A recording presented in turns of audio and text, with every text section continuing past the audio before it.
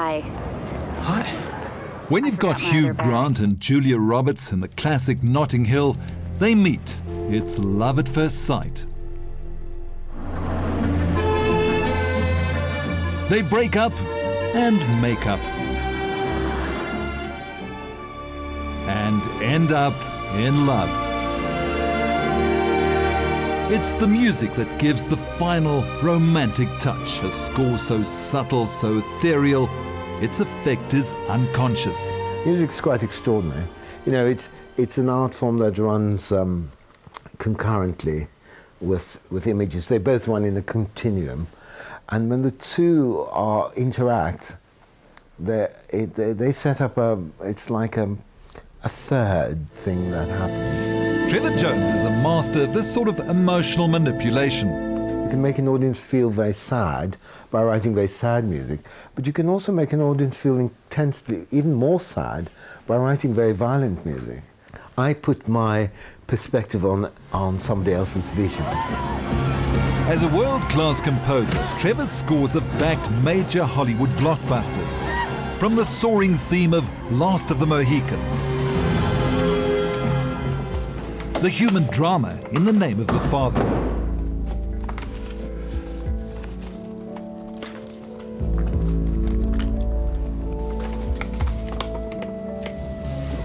while in Mississippi Burning, the mood was relentlessly tense. Trevor, they say that you're the master of the suspenseful note. Well, that's very kind of them. Trevor's modesty is extraordinary when you find out how far he's come in his 56 years. He was born in Cape Town and grew up in the ghetto of what was District 6. In apartheid South Africa, Trevor was just another coloured boy. Those early years have very sort of bittersweet memories for me. Were drugs and gangs prevalent in those days? But, well, District 6 was notorious. You know, there were lots of scollies, as they were known, and, you know, blood on the streets, literally, in the morning on the way to school. I remember having to pay one of the bigger chaps in my class to kind of protect me from one or two of the scollies who would attack you, and it was pretty ghastly. I hated it, and being a hypersensitive kid, I was always sort of wandering around the school grounds, the yard, humming Schubert Eighth for some reason. I still remember this. So really, Trevor, music was your escape? Music was my escape, and so was film. Trevor was only 5 years old when he started his love affair with film. At school he would play truant and was a regular at the local movie house. The projectionist would actually sit there with these, I'm sure he was drunk most of the time, and the rods would burn down, and so the image would fade and you just hear the soundtrack. But I noticed this relationship between image and sound. I was very aware of that. I was very conscious of the fact that music had an effect on me as an audience, and I was very sensitive to that at a very early age. And I remember saying to my mother, I'd love to write music for film. So at 5 or 6, you knew exactly what you wanted to do? Easily, that age, yes. Trevor's mother was a machinist at Rex Trueform. She couldn't afford to school her 3 boys. But luckily, Trevor got a scholarship to high school. Trevor, can you give me a quick lesson in composing for movies? Well, I'll give you a quick lesson on how to write a piece. I mean, basically, you take a series of notes. It was his grandmother who bought a piano on HP, and Trevor was in heaven. You could add harmonies. At 17, Trevor was auditioned for a scholarship to the prestigious British Royal Academy of Music. Then you should change it about stylistically so it becomes...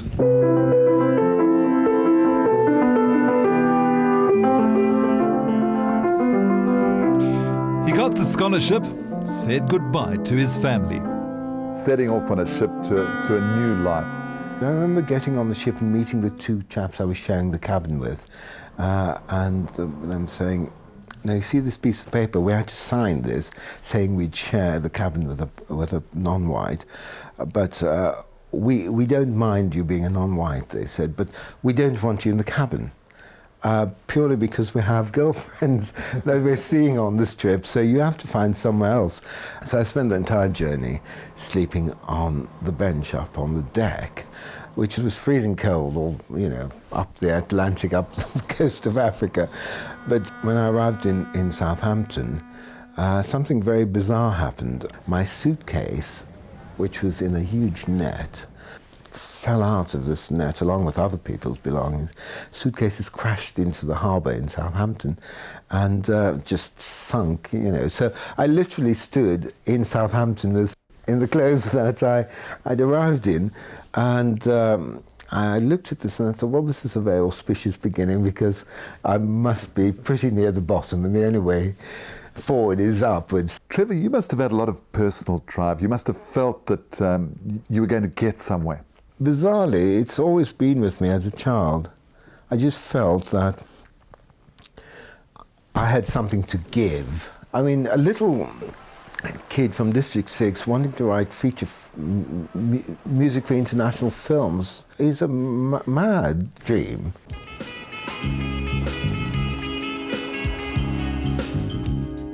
And for some reason, I always felt that it was totally possible. I didn't for one instant doubt that I would write major scores for major pictures. It's a huge step in distance and culture from District 6 to Regent's Park and the Royal Academy of Music. But Trevor immersed himself in this totally new world. It was 1967, he was 17. Trevor excelled in the Academy's multinational surroundings, but his scholarship money only lasted the first year. So while he had the talent, he still needed to pay his way. So I did odd jobs, whatever. I was going washing dishes in Soho, in various restaurants. And Not very good for the hands. not terribly good for the hands, especially as I had to put in a lot of hours of practicing, and I'd split ends, and the winters seemed to be colder in the 60s than they are now. And so, yes, it was, it was character building. Today, Trevor spends his time between a farm in Suffolk and his home in London, with its studio in the basement. Together with his wife Victoria and their 4 children, he's created a very different life. It's inconceivable what he went through being a non-white South African. The South African authorities withdrew my passport. I became stateless. So I've always slightly felt not rooted after I left Cape Town. Whether it's the full symphony orchestra or a simple piano, Trevor has an instinctive empathy for the image. It was his time at the National Film and Television School that made him a viable film composer. His first short film there won an Oscar. Suddenly, Trevor found himself in great demand. And the game is on. It was the most petrifying thing imaginable, because the fact that you win an Oscar at that age is very scary, because you do actually realize that you know absolutely nothing. His first big film was Excalibur. After that, there was no turning back.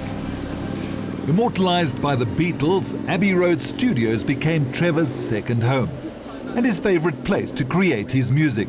This is the graffiti from just 1 Just month. 1 month. The studio has to be painted every month. And rubbing shoulders with the Fab Four was a daily occurrence. It was the most curious sensation of being in the same environment that the Beatles were working.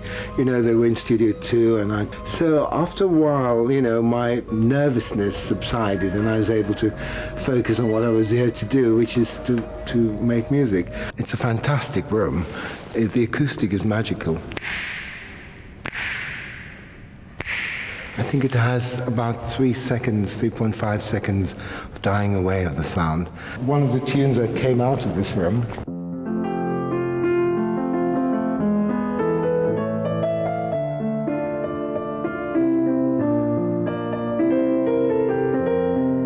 Here's somebody who I'm sure believes in yesterday.